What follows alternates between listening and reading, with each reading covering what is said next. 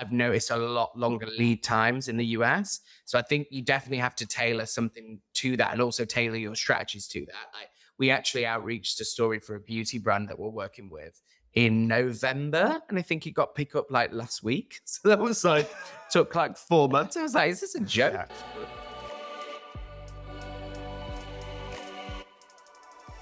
Hello, everyone, and welcome to the BuzzStream podcast. My name is Vince Nero. I'm the Director of Content Marketing here. And today I am honored to invite Will Hobson, the VP PR at Rise at 7, here on the podcast. Hello, Will.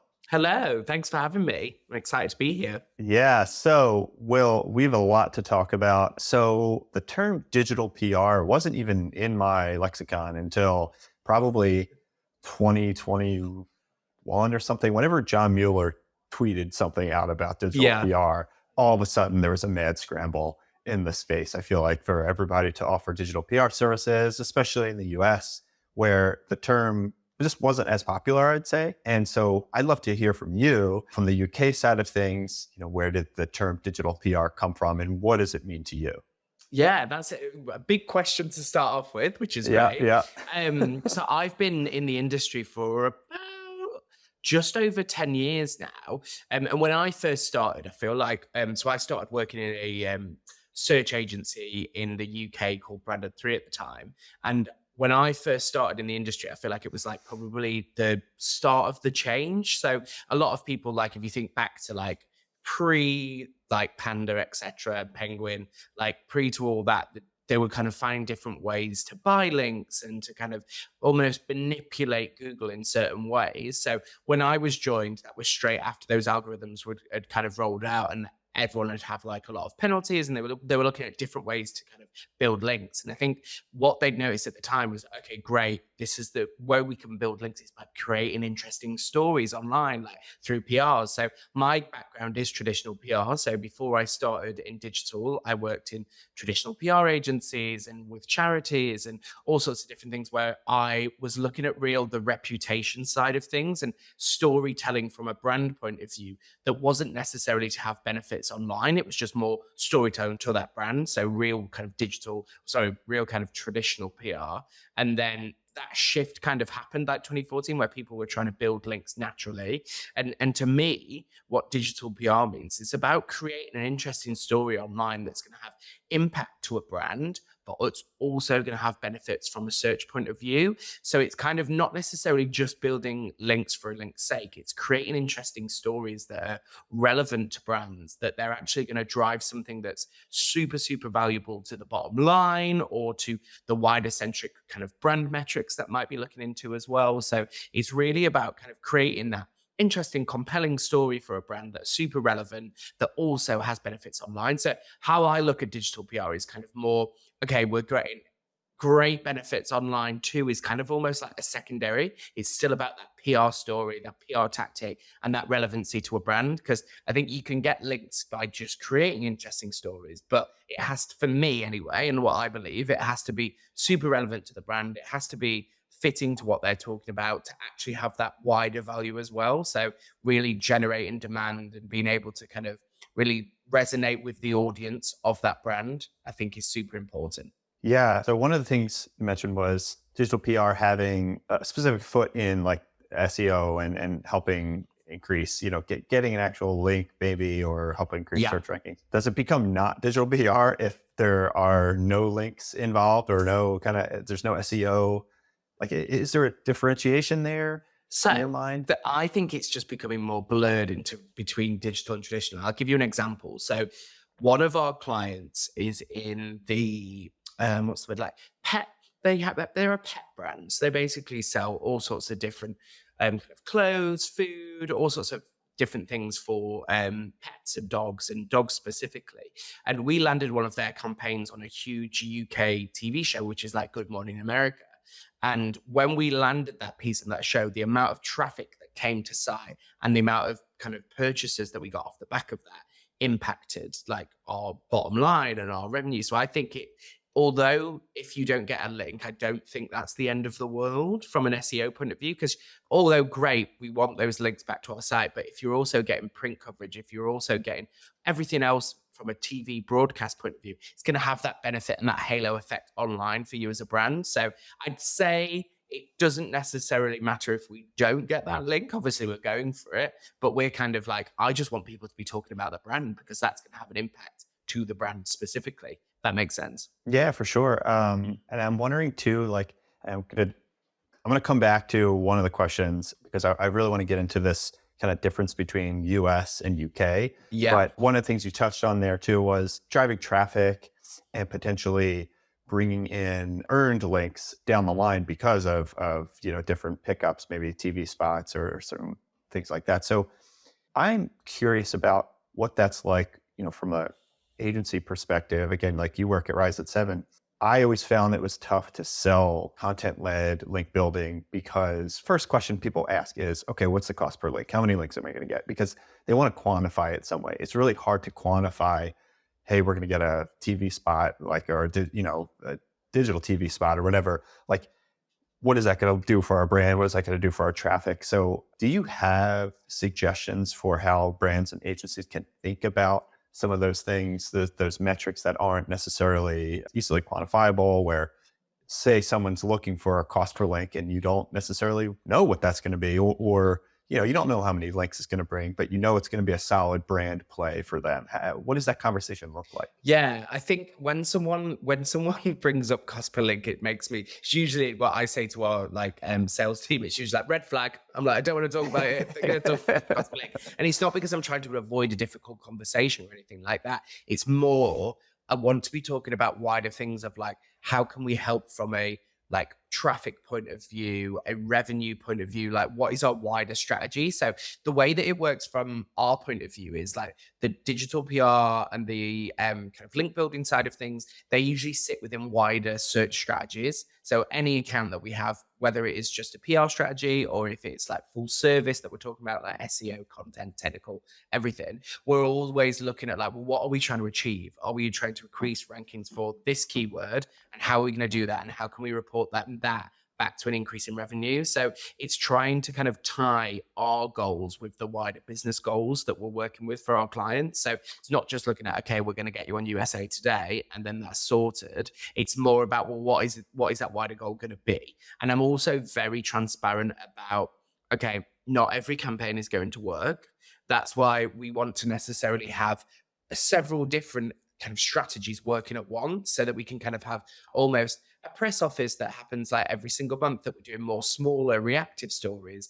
Then we're having like more of your campaigns activity. So we're doing those bigger brand moment pieces. So we kind of like discuss it around that situation. So just making sure that our goals aren't just link based. They're actually also looking at like the wider strategy so we can report back on that. Yeah, that's a great suggestion. Having that kind of split focus and kind of spreading things out. I always say that it's never great to lean too heavily into one strategy, Yeah. especially in the SEO world. All it takes is Google to come in and change something, some new core update, and they're putting them out more frequently nowadays. Yeah. I feel like there's one every day. I'm like, oh. Yeah.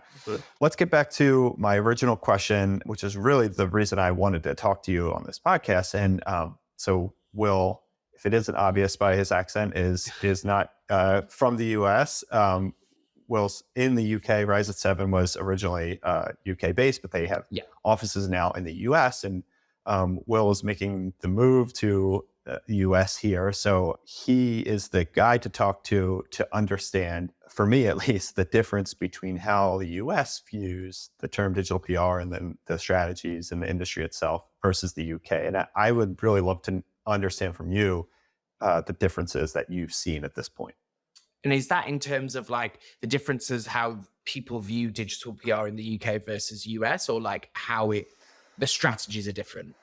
Yeah, great question. I mean, this could probably go a couple different ways. So let's say how people in the industry view digital PR. If I were to say digital PR in the US to other US agencies, what are we talking about? Yeah, I suppose it's a little bit I'd say in the UK, it's quite established because we've been, like I said, I've been working in digital PR for 10 plus years now. So I'd definitely say it's more well established. I do think the US's view of it, and this is my opinion, so people might want to shoot me down, but I think is a little bit of a different approach. I think they see it as a little bit more, not as bread and butter as we see it in the UK. And what I mean by that is like, In the UK, it's kind of like a given. Like the teams are really, clients are really open to it. It's really kind of open and they know what it is. It's earned. It's all about kind of traditional PR tactics for a digital spin. Like I think they're so used to it. Whereas I think we're so at that early stage in the US where it's kind of that cross between link building and digital PR. So it's not necessarily just about a certain tactic.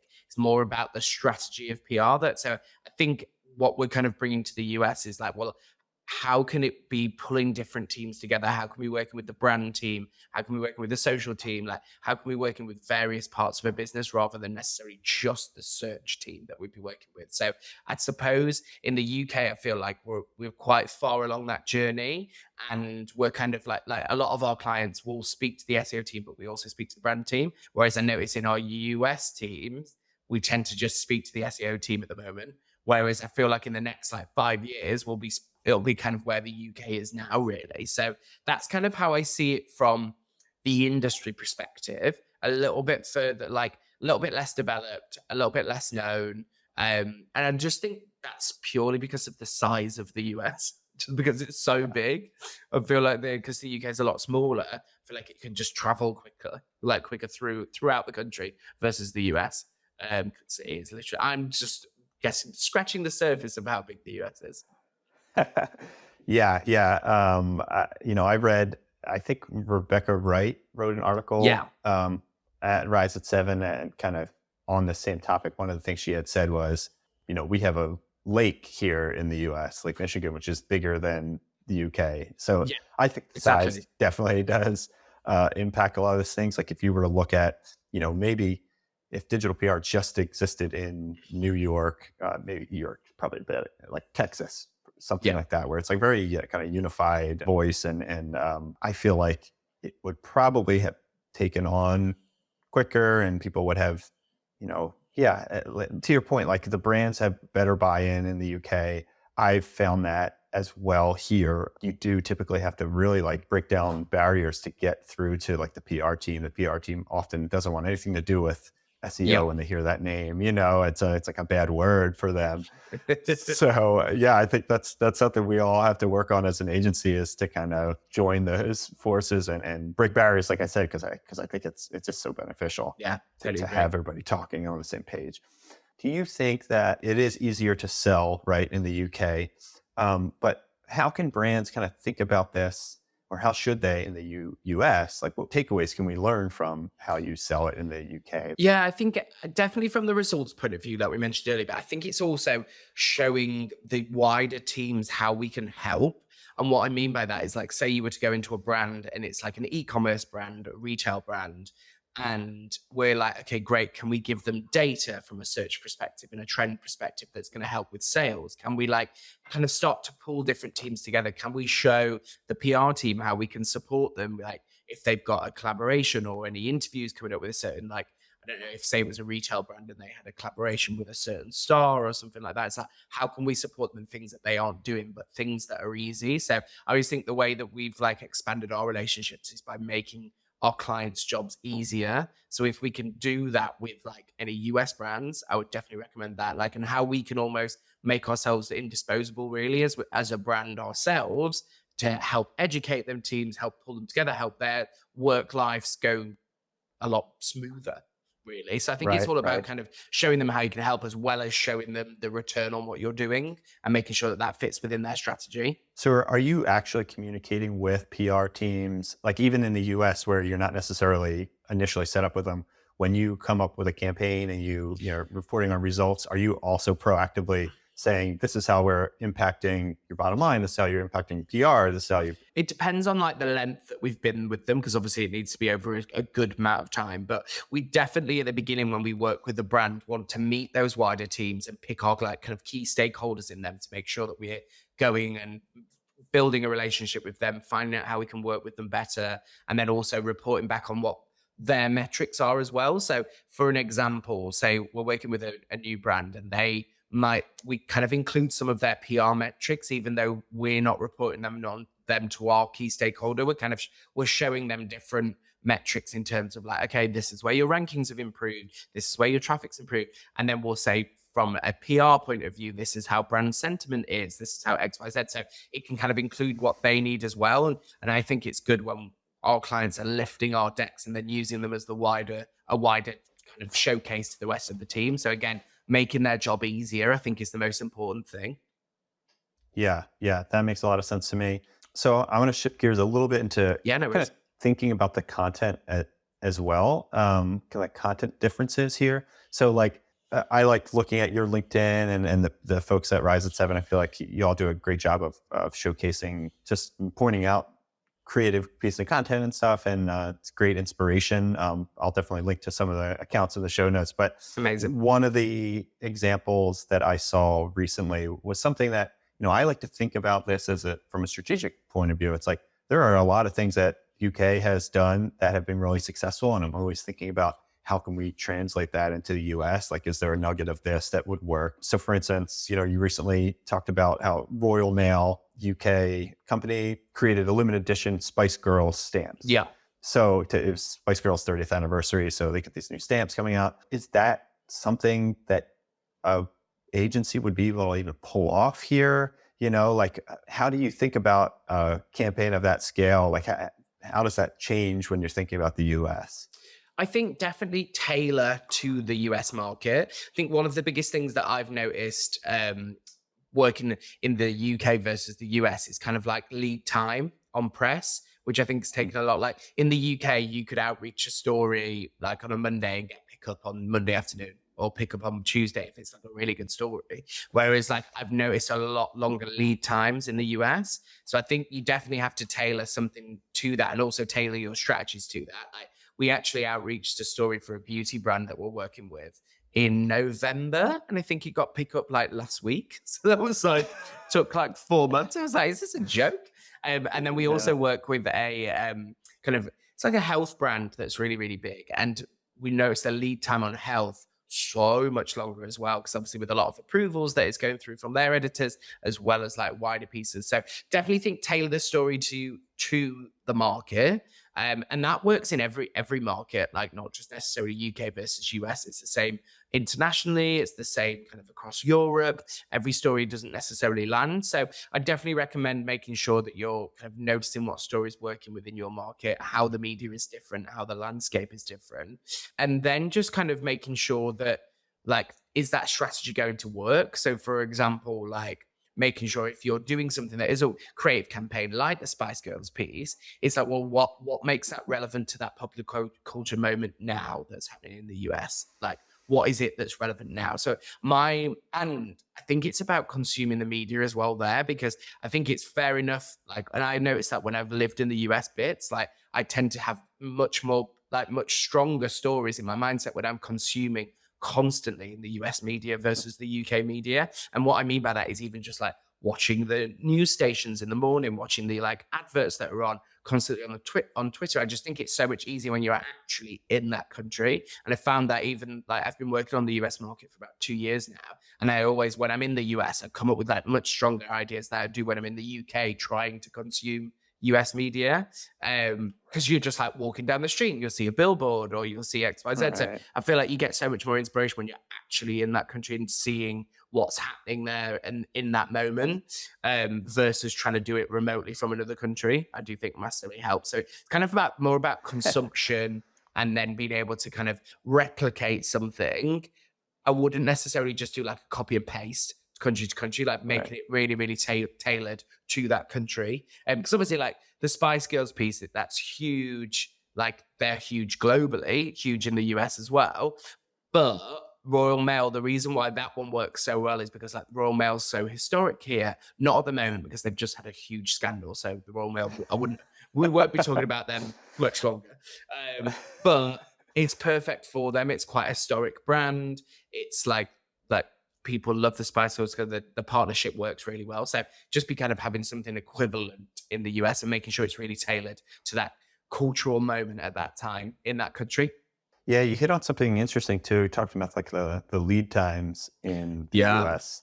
Definitely noticed that. For that reason, do you have to kind of think about it in a different way, right? Like you're more thinking on cultural touchstones that might be happening months in advance rather than, a few weeks in advance? I think it depends on the story because we've had some really good reactives in the US, and I think it just depends on who it is and what it is and what type of journalist takes the longest. Like entertainment writers, so fast. Like, and even anything from like celebrity. So we've done a lot of things within the fitness industry. We basically, when Miley Cyrus released her Flowers music video like last year, we basically broke down the workout that she did within it and just said like, this is how you can get the workout from home, added commentary in from like a couple of like experts that were at the brand that we were working with, and then outreached that, and that went everywhere, which we went like People Magazine, Women's Health, like all the kind of touched loads and loads of different niches, and that one was really quick. But then we also do reactive strategy for the healthcare brand that I was talking about, and that takes months sometimes, but the publications are kind of worth it because you're getting on places like Healthline, like really kind of like authoritative sites. So it's kind of like, yeah, this is going to take a while, but they are going to be worth it in the end. So I think it's kind of like the mix of it, really, and just making sure that if you've got a big campaign, try not to tie it to something, because then, like, by that I mean like an event that's ticking away. And I've done that in the past because sometimes they're the best ones where you're like, great, the Super Bowl's coming up and we want to do a campaign, but then you're like, oh my god, it's like 3 weeks left, 2 weeks left, and then you're like, oh, it's gone. So it's kind of like having a mix of those. Like, it's good to do those types of campaigns, but don't do every campaign that's like given a tight window because you're making it very hard for yourself. Yeah, yeah, I feel that. I wonder too. The opportunity I feel like in the U.S. is the easier opportunity, I should say. Is probably like local news stations, right? So that's why so many Yeah. people do these like best cities to do X, Y, Z. But I find it hard to branch out of that like city study mentality because like that's really it's super effective. But then like I don't know, how much more you can get out of a campaign without really living in a town or a region to know exactly, like I think of maybe like major weather events. Like what are events that like touch a broad amount of local news stations, but that aren't just like these ranking systems or, it's Yeah. that can be a tough thing, I think, to tap into. But I do think there's a lot of opportunity here in the Yeah, US for totally. that. I think in the US, like and we do those rankings as well, but we tend to kind of mix it, and like we'll like for an account, we'll probably just do like one or two of those maximum a year. And then it's like, great, what other things can we touch it? And we're just huge on popular culture. So anything that's like from a film point of view, TV point of view, like anything from celebrities, like anything that we can tap into that everyone's interested in. I just feel like probably the most recent example that was like really banged was something for a Marvel film. So we work with an education brand and they basically do like online tutoring. And for one of it was a couple of, maybe like 2 years ago actually now, for when Marvel's Eternals was released, we basically, there's a deaf actress in there. And we noticed that demand for sign language courses had increased around the like premiere of the film. And so we then released this as a story.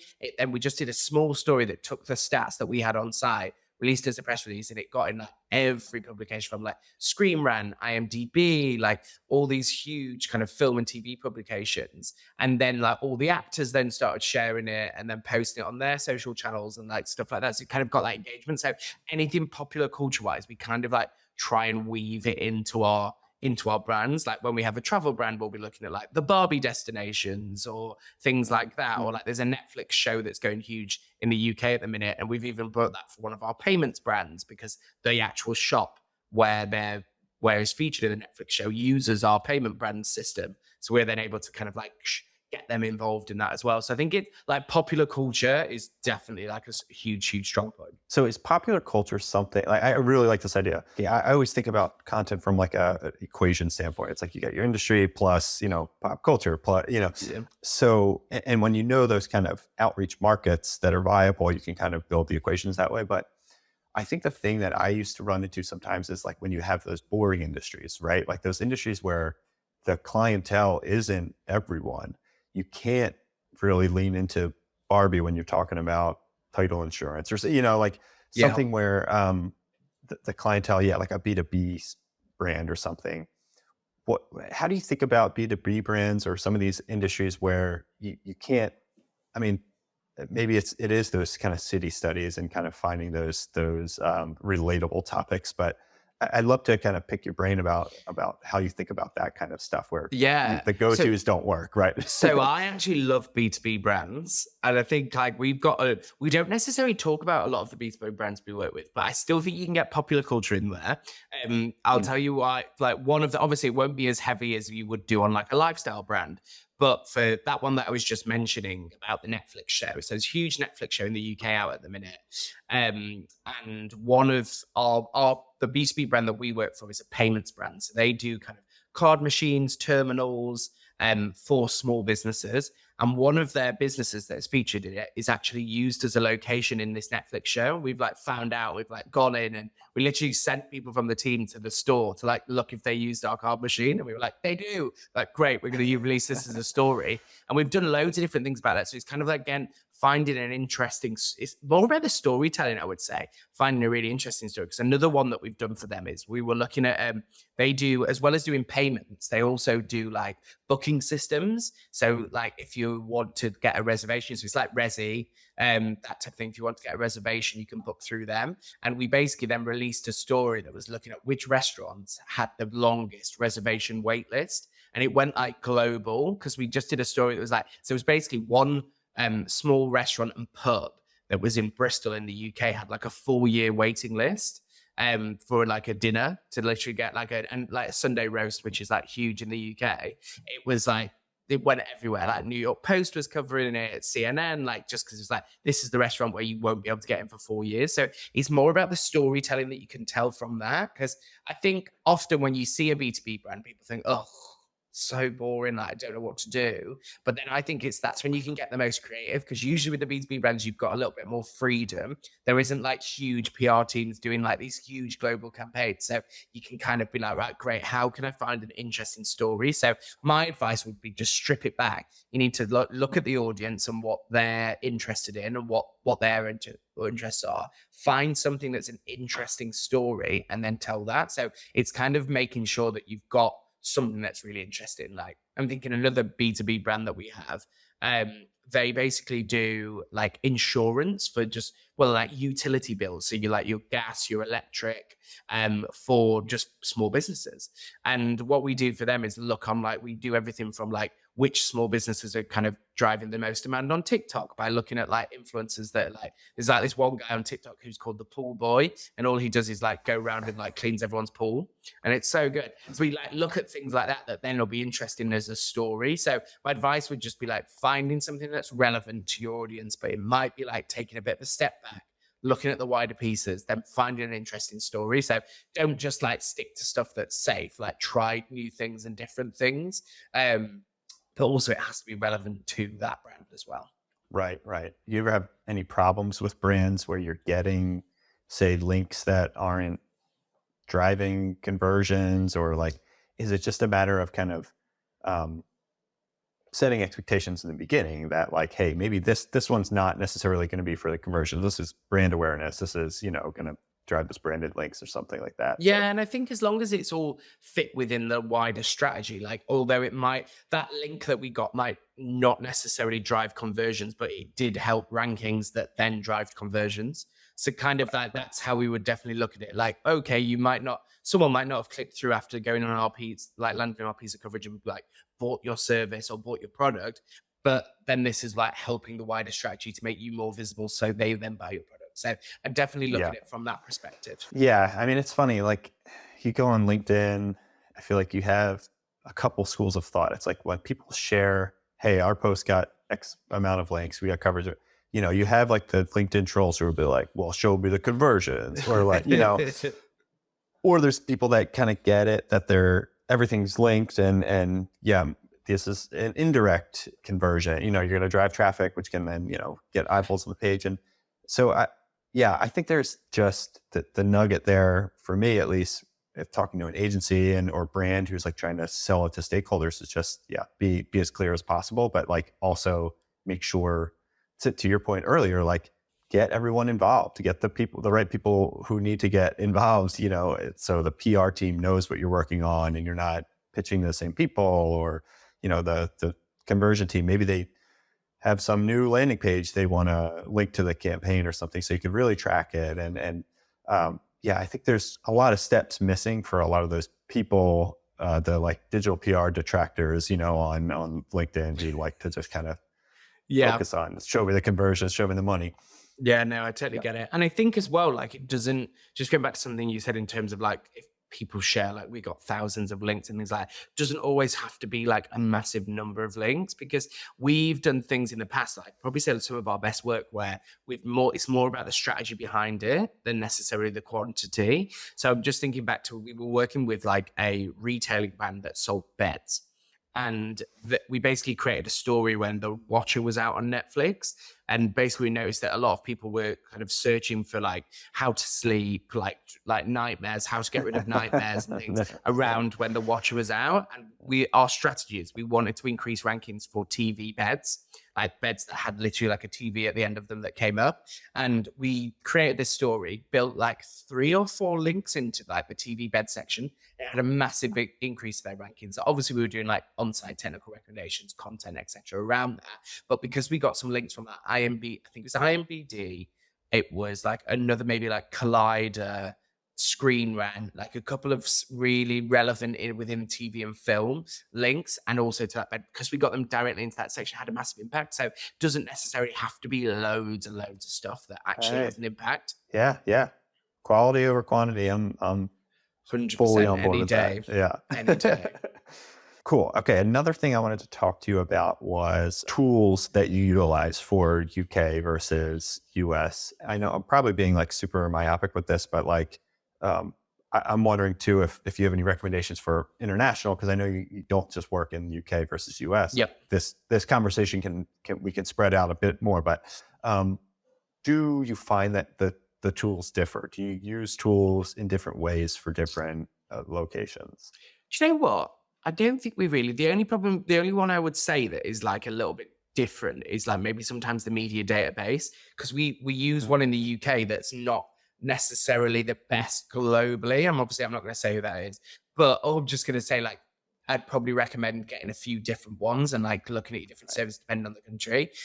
So that we've got like a good one at the moment that I'm happy with, but I probably wouldn't look to use it in the US as we scale. I probably look at like Muckrack or like a few of the different things like that. Buzzstream, obviously, we use globally. I'd say all the rest of the tools we can use globally, like BuzzSumo. We use a really cool tool called Glimpse as well. Um, Oh, I just started checking that out. so good, and they're So really the nice guys. trends tool, right? Yeah, so it's like Yeah. it's a plugin for your Google Trends, and it basically can show you anything that's trending now, but kind of gets it before it's on the rise. So you can kind of see a lot of trends like, oh, this might be becoming a thing. Great, it's shot up, and you can set alerts up and different things like that. So really, really good for speed. So definitely use that. But no, I'd probably say we use more or less the rest of the tools globally. Wouldn't say anything like works better in the UK versus US. I might change my mind in like 6 months once I'd physically get in the US, but no, not Totally. really. Right. So Yeah. I mean, I guess I can't think of anything for what it's worth that wouldn't necessarily work. But how about like when you're taking on, I mean, this is maybe for anyone taking on a new industry, think about it this way, but like you have agencies that are US based thinking of branching out to the UK, or UK thinking of branching out to the US. What are some suggestions or tips that you have for them as to understanding how to pitch, what to pitch, and understanding the market?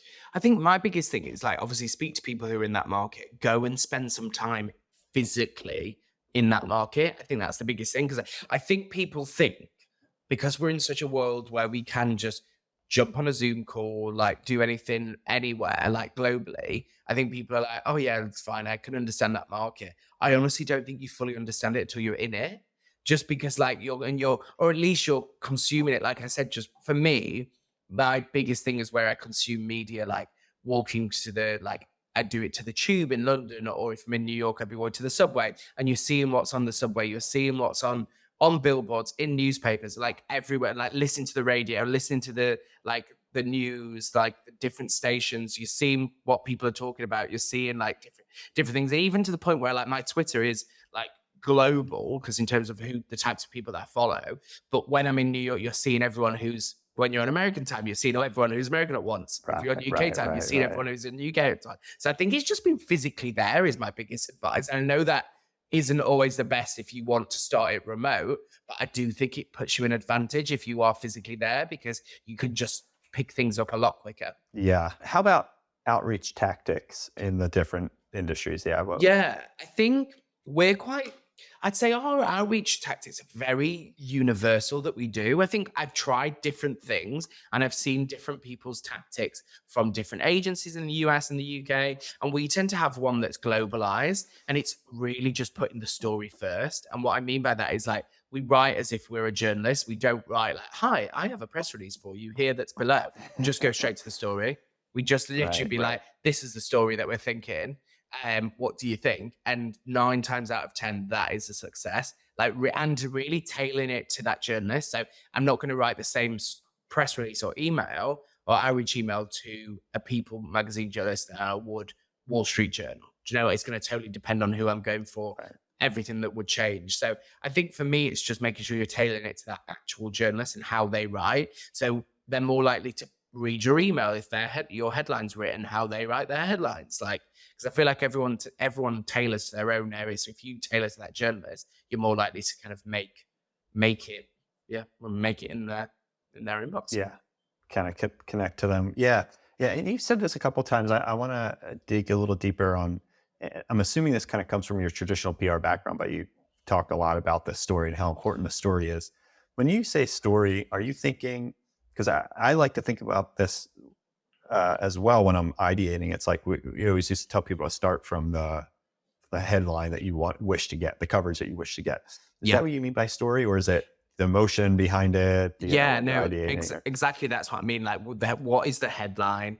That's what I mean when I say story. And also, like, I think a lot of times what can happen is when someone comes up with an idea, they then go through and develop it, and it can sometimes change as you go through that development. So you have to protect that story, and that's what we say within Rise. We're like, if you're in charge of that story, you've got to protect it. And what I mean by that is like, as you're taking it through the business, if someone's like, oh, we can't get that data, is that, oh, well, that story doesn't work then. Because if you Yeah. allow that story to change, you're not going to land it in the end because you're like, oh, well, we can't have that data. So, oh, fine, we'll do that. It's like, no, we need to do that. Otherwise you miss that out. So I think it's really protecting the PR idea and the PR hook. When I was in traditional PR, it's more or less, that's what we used to just write, like headlines. Like, what is the story and what's going to be this headline into that? It's what a journalist says. And what I tend to do is, we've had a couple of journalists actually say to us that they've stolen our headlines. They're like, I love your headlines. We just copied them. I was like, oh, great, love that, great compliment. But So what I yeah, tend to yeah. do when I get coverage is whatever journalist has written that headline, I'm like, oh, that's a good idea. I like that, and then tweak my headline to be a bit further for that one once I've got pickup. So you start to then just keep like mimicking that story. So just really think like a journalist is how I try to think about it, and not too brand focused, because that's what I feel like a lot of people do. They're like, we're this brand and we've got this brand new launch, and it's like, I don't care. It just literally be like, Yeah. what's the story? Right, right. And do those headlines make it into the pitch in the form of the subject line? Yeah, Yeah. usually, yeah. Yeah.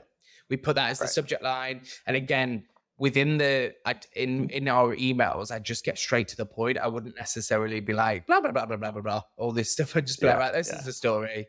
Do you like it Right. or I do you saw not? you wrote about, yeah, right, right. Yeah. None of that stuff is, yeah. Well, it Yeah, that makes depends what it sense. is. Like what we tend to do, we've had a big beauty launch because we do a lot of product PR as well. And we had a big beauty launch like 2 weeks ago. And it was like a spin-off of one of the products that was really like fast selling. So I tend to go back to that journalist and be like, I know you love this story, so we've come out with it again, and we've done this, and like there's a new product and things like that. Do you know what I also used to like as a random? This is just random tactic, but I thought I'd say it's in my head.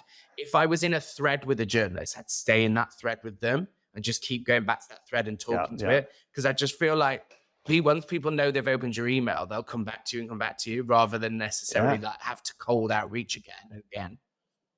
Yeah. I mean, I think that was the benefit for us at Siege too. And I used to talk about, I remember telling the BuzzStream team about this. It was like, it's really hard to scale link building and digital PR outreach if you're just like a singular person, doing it yourself, a small team doing like a couple pitches a year or something. I think the Yeah. benefits start to compound when you have multiple people pitching different journalists. And what I used to like to do is like, hey, my colleague, like, thanks for sharing my colleague's story. Use Yeah. that Yeah. as Yeah. a foot in the door. Sometimes could help kind of spark that interest, so it doesn't seem like you're just coming out of the blue. But yeah, being able to refer to your own stories obviously is even better. Yeah. No, totally. Yeah, I like that. The thread, keeping it in the same thread. Yeah, that's a great suggestion. One of the things that I really also like that you do on your Twitter is tweet out these kind of, what's trending during the week. And I'm assuming you kind of have this probably on like a Slack thread or something too internally with your agency. But what does that look like? How might a PR be able to like leverage a trend? Can you just walk us through like a very simple, like 1, 2, 3, stepwise of a specific trend that's going on right now? Yeah. So one that I've actually recently and it's not necessarily a trend, but it's kind of like an opportunity that we've seen that I suppose it is a trend. But basically, a influencer posted on TikTok, a content creator saying, and she was an ex-air hostess. And she basically said, look, if you want an upgrade, this is what you need to do. And she basically just said, like, take a box of Krispy Kremes to the air stewards and just like say thank you for the flight. And she was like, you will get upgraded. They will do something for you. So we basically just took that content, because we work with a lot of travel brands, took that content of that TikTok story, and then we got the headline of like, new TikTok reveals this is how you can get an upgrade.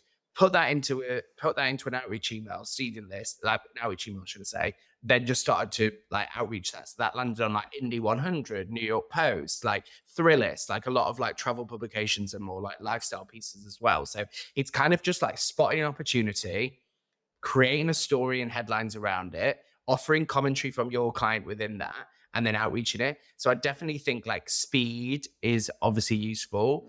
It doesn't work for everyone. If they can't be fast, I would kind of just pick and choose what you do with them and more like go around like planned smaller campaigns versus like actual reactive pieces. But it could just be literally spotting a small thing. It's usually happened in like, we call it like a media moment. So if it could be happening on social, it could be that Beyonce's announced that she's got a country album coming out. So we're like, great, we could do some country like road trips for a car rental brand that we work with, like things like that. So it could just be anything, or it could just be the weather. Like, could there be snow in New York? So it's like, okay, what to do when it snows, like how to de-ice your car and things like that. So it's just like spotting the media moment, putting a bit of insight to it, adding thought leadership with commentary, then outreaching it. So just keeping it really simple, but moving with pace. Yeah. So that doesn't necessarily obviously like work for the bigger like tentpole pieces that you're going to do, right? Yeah. But are there ways to leverage those trends for a larger tentpole piece, or do you not recommend it because it could be so cyclical? The news is so cyclical, it could Yeah. I put too many probably eggs in one basket kind of thing.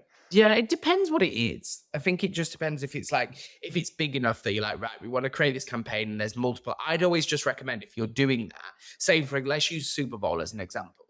Say you're doing the like Super Bowl, we know it's a huge event that's coming up, like at a certain date that we know, and then we've got a certain amount of time to do it. Just have a secondary like backup angle. So say you were doing something that was like a stunt for the Super Bowl. Also look at something that's got data within it that's like a bit of a backup in case that you miss that window. So it could just be looking at like within that same campaign page, you've also got something like, I don't know, the most expensive beer in every single like stadium across the US or something like that. So it was like a bit of a backup. So maybe just like, I'd just recommend having like secondary angles and third and fourth things really in there to support you. That's great advice. We would used to try to do stuff like when we pitch surveys, we would always try to pitch like a couple different alternatives, because we would always try to test our surveys before we actually ran them. So Yeah. like if our questions and takeaways weren't actually like leaning towards what we thought they would after the test, then we try to iterate. But I like that on like a big campaign, also having like a built-in secondary Yeah. Just in case. pitch or angle. Right. Yeah.